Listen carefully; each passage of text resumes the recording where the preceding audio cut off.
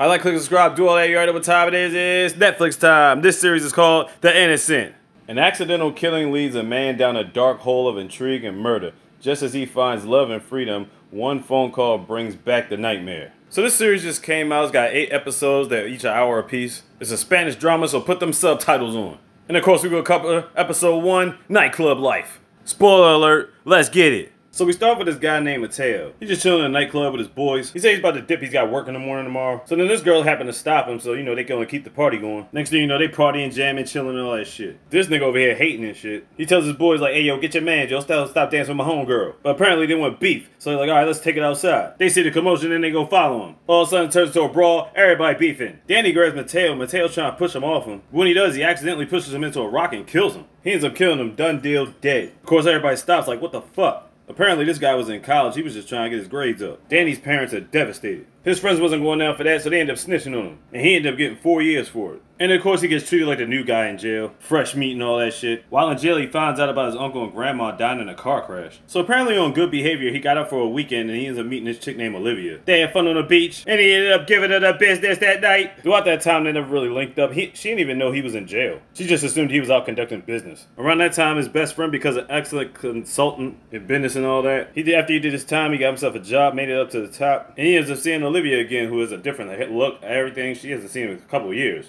They get to talking again, right back to protocol, giving the business, and all that. 2 months later, they're looking for a new house. He gets a promotion from his job. His best friend Isma's got 2 kids and a wife now. When he came home one day, he had a brain hemorrhage or something like that. And unfortunately, ended up dying. Yeah, man, all those people keep dying. It was fucked up. Then at the funeral, he finally broke down and told her the reason why he wasn't calling her the times leading up to them finally meeting again was because he was in prison the whole time. He thought she would leave her, but she did more the opposite. She was willing to stick it out and stay with him. She was just glad he finally came clean. But even more so of a reason, Olivia finds out that she's pregnant. And they about to have their first kid. Celebration! But as he goes out the room to make a phone call, he notices one of the doctors there is actually Danny's dad. Yeah, the guy he accidentally killed that night. But from present time, this is like 8 years ago now. They get back and they're finally about to settle into their new house, looking around enjoying the view. While she's checking out the bedroom, Mateo looks outside. Olivia gets a phone call, says it's from work. It happens to see these two moving in next door. Now who are they? The girl that wanted to talk to him in the club that night, another guy that was hating. Turns out they got together living their happy lives. It's just a coincidence that they're about to move in right next door to them. Later on they have a discussion about it, but it's not really that serious. So she tells them to order some Chinese food, but it's like, oh yeah, I can't eat raw fish. But she tells him to make the decision that she goes to the bathroom. Then somebody named Sonia texts him. I'm like, who the heck is Sonia? Tells he's going to meet up with her tomorrow because Olivia's going on a business trip. Olivia really doesn't want to go, but she's like, look, I gotta just handle this business. I'll be back Friday. But some cars following him, stalking him on the trail. Later on he makes his way over to see Sonia and meets up in a museum. Turns out Sonia is actually Danny's mom, who he's been talking to for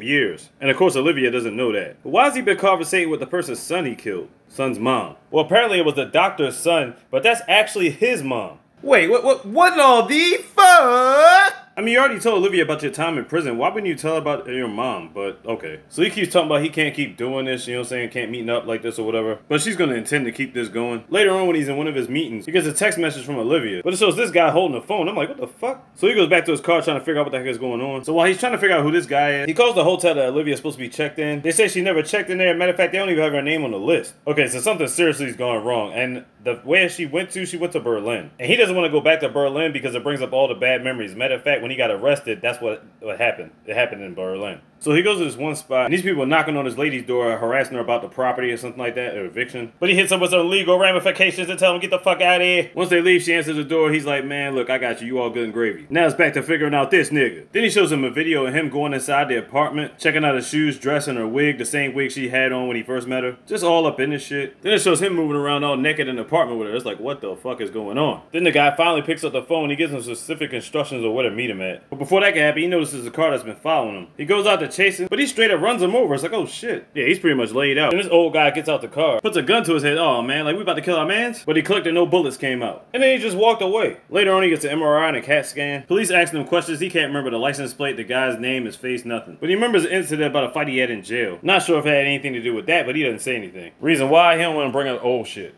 So he gets his homegirl to break down the case because, you know, he don't trust cops, and he wants her to find out who this guy is. Then she asks Mateo, can he remember anything about that day? She asks this girl cheating on him. He was like, not that he knows of. But he was like, she did do some things that she don't normally do. Like when she took the phone call, it seemed like she was trying to hide something. Or when she ordered food and went to the bathroom, she locked the door behind her, which she never does. She never locks doors. There's little subtle things that was throwing him off. And then there's the fact she didn't check in at the hotel like she said. And then he meets up with Sonia again, and because she works at the bank, he needs her to check out credit card statements. Then later on, he goes by his sister-in-law's house so he can watch the kids while she goes on a date. I mean, she misses Yzma, but at the same time, it's like, hey, you still gotta live life. Then he gets a phone call from Sonia and finds out that Olivia took out $50,000 and shit. Mateo's like, why would she do that? She just took out her whole life savings. Then he finally gets a call from Olivia talking about he wants to come down there. She's like, look, I'll be back Friday. Don't worry about it. Basically making sure that he doesn't come down there. Next thing we see is Olivia's room is a pile of cash just sitting on a bed. And then who pops in the room? This motherfucker. And they working together on something. But on what? I have no idea. Then Mateo gives this girl money to help babysit. While they chilling, somebody's outside honking their horn. Turns out it's a little investigator chick. He finds out who the guy's name is. His name is Ishbar. That's the guy that's now working with Olivia, apparently. Then we found out the guy that ran him over had a rental car. They don't know, but that same guy might be working for Ishbar. But what are they working on and what are they trying to accomplish?